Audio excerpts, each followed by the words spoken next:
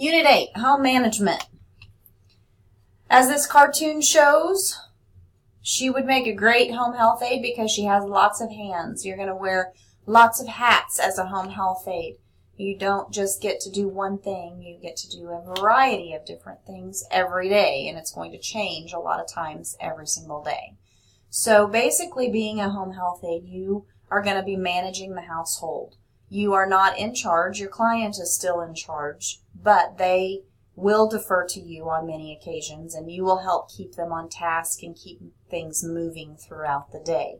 So every situation is going to be different.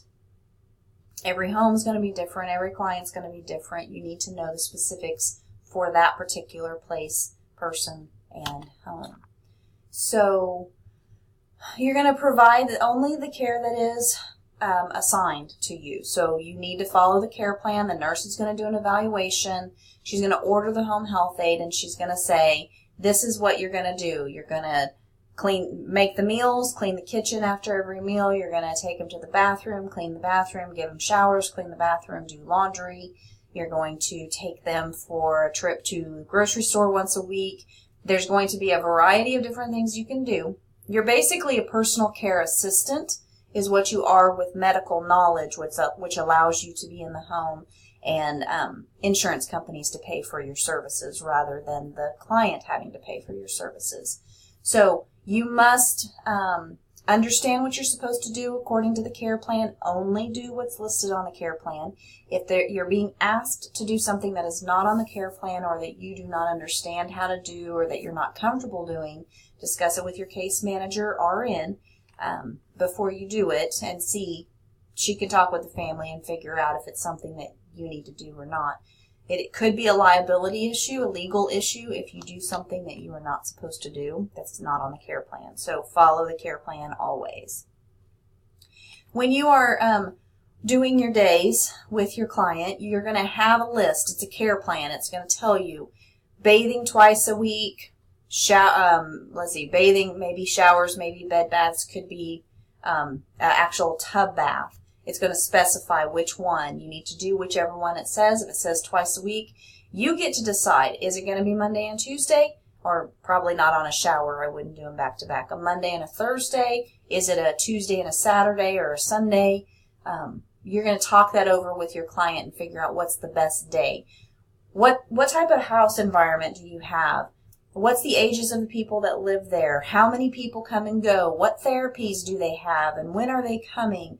You need to prioritize your days based upon the needs of the client and based upon other extenuating factors. So every single day you need to have a plan. You're going to get them up, take them to the bathroom, get them in the shower on Mondays and Thursdays, give them a shower first thing, get them dressed, make them breakfast, clean up the kitchen, clean up the bathroom, do all of these things, plan it out so you know what you're doing every single day.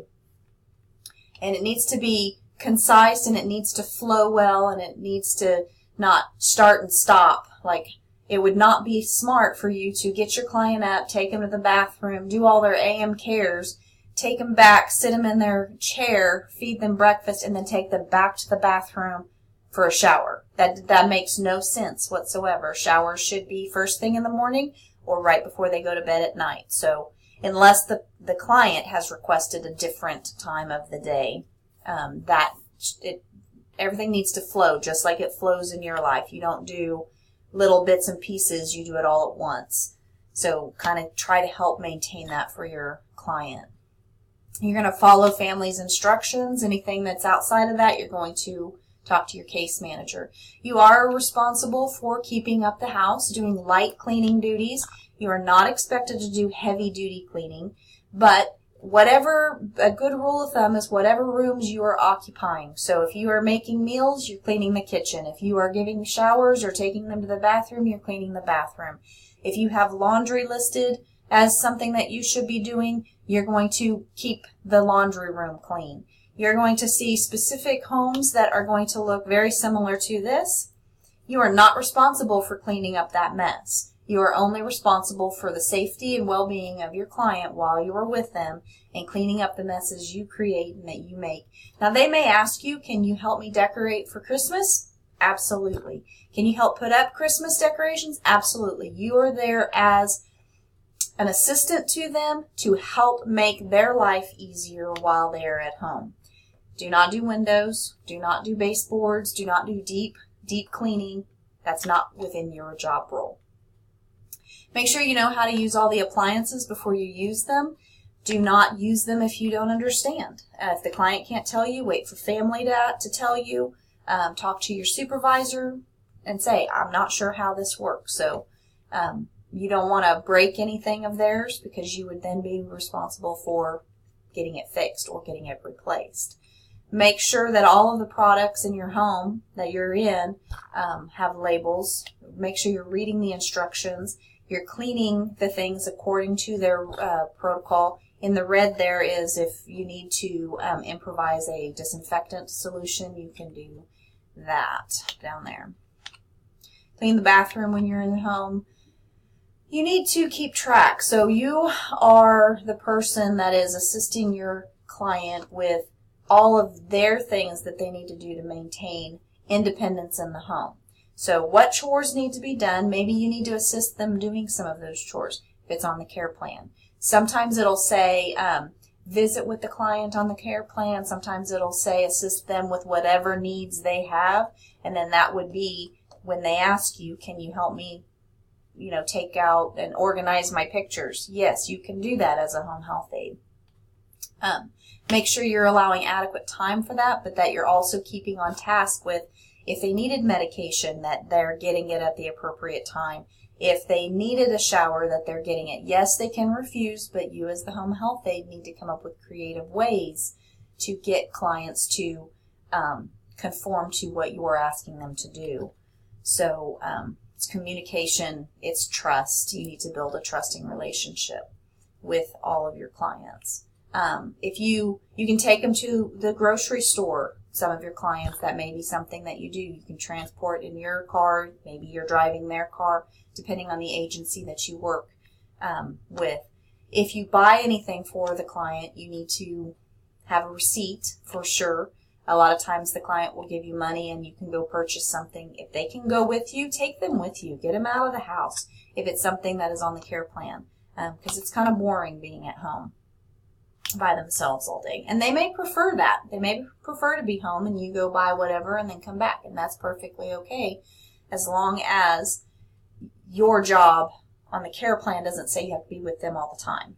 So, for their safety. Notify the case manager if there's anything that you're needing that the client cannot purchase themselves. There are resources in the community that are available to assist with equipment and things like that. So make sure you're always using good body mechanics. Just because you're not in a nursing home or a hospital does not mean you should not take care of your body as well as your patient's body. You still use a gait belt. You still transfer the same way. You still hold objects close to you. If you don't feel you can move things safely alone, make sure you're getting assistance. And that may mean that you put off some things until assistance comes. If there's any hazardous safety issues in the home, make sure that you're paying attention to those and alleviating them. If there's rugs on the floor, probably need to pick them up so the client doesn't trip and fall on them. If there's clutter, maybe help create a path from here to there so that the patient is safe while moving about their home. Make sure toxic chemicals, household chemicals are put up for your confused residents or your children that might be in the home. If they get a hold of those, that's going to be an issue. So you need to make sure that these items are in their properly labeled containers, that they are put up and away, they're out of sight, so your clients or family or children won't see it and become, poisoned because they drank it or they ate it. Okay, so planning and organizing. So this is really, you have to be very good at organizing your day. You have a lot of things that need to get done, and you should be busy and you should communicate. You are not there just to do tasks. You are there to assist the resident and to, be a companion to the resident as well. So maybe you're playing cards with them. Maybe you're sitting and watching TV. Maybe you're reading a book while you're doing laundry, while you've cleaned up the kitchen, while you've made their meals and then re-cleaned the kitchen. So Learn to multitask, do multiple things at one time, but maintaining a relationship with your client. Sometimes, it takes trial and error to figure out what works. Some tasks that have to be done several times a day, obviously eating. You eat more than once a day, so you need to make sure your client is eating more than once a day. And if it's warm food, if it's supposed to be served hot, make sure it's served hot and not cold. Wipe up spills, clean kitchen. Basically, the house should look better than when you got there, when you leave. So always keep that in mind. If you're in the bathroom, well, you're going to straighten up the living room and pick up the clutter throughout the living area. Do not throw anything away without the client's permission. Make sure you clear everything through them. Don't move anything without the client directing you or telling you where to put things. Make sure the bed is made, the bathroom's clear, the trash containers are empty. Clean up any messes that you make throughout the day with the client, whether it be food or laundry or something like that. These are some tasks that you may be responsible for doing as well on a weekly basis. These are done periodically, so make sure you know what you need to do. Like I said, you're the assistant to the client, so they may have different things for you every day. Hand washing, definitely, whenever you're doing anything in the home, moving things around, make sure you're using good infection control. Areas to clean in the kitchen daily are these. Basically, it's the superficial things. It's the things we can see. Always keep the kitchen clean. Always, any room that you're in. I mean, you can go through this. At home, you need to treat your patients better than you treat your own home. I keep my clients' houses a lot cleaner than I keep my own, just because I think I'm worn out by the time I get to my house. So make sure you're cooking meals, you're refrigerating what needs to be refrigerated, you're freezing what needs to be frozen. Dishwashing, if you have to hand wash your dishes because they don't have a dishwasher, always start with the cleanest items first, so glasses and silverware, plates, cups, and then the pots and pans, and then air dry them rather than dry them with a towel. If the client has some sort of an infectious disease, make sure those dishes that they use are washed separately and that you are rinsing them in very hot boiling water. The bathroom should be cleaned daily. These are weekly bathroom cleaning things that should happen with the client's permission and with their assistance. Laundry, know how to use their laundry and their washer and dryer. Know what clothes go into the laundry. Cute little comic for you. Know what clothes go into the washing machine. If they need to be dry cleaned, do not put them in the washer and dryer. Take them to the dry cleaners. Talk to your client. Talk to the family. You don't want to ruin any of their clothes. More laundry, iron clothes if necessary. Repair clothes as instructed. Everything that you're going to do for them are things that you're going to do, that you would do for yourself, that you would do for your mom. Helping them to stay independent, that's the biggest thing. Organizing your day so that it flows well, so that everything kind of has a purpose and that every minute that you're there actually is moving towards a goal. And anything they can do, have them do it. If you're doing laundry, have them help you fold the laundry. If you're making their bed and they want to help, have them help you do that. It's you in their home, keeping them independent, so having them do as much as possible.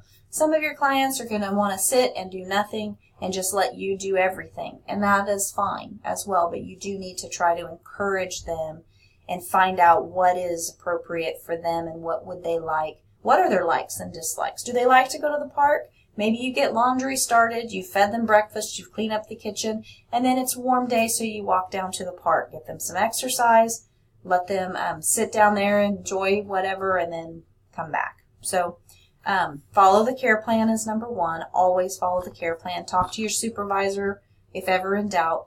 Get input from patient and family so that you are doing everything that is required of them. Their rules, their home, you follow them. All right? If you have any questions, please email me per Blackboard, and I'll talk to you later.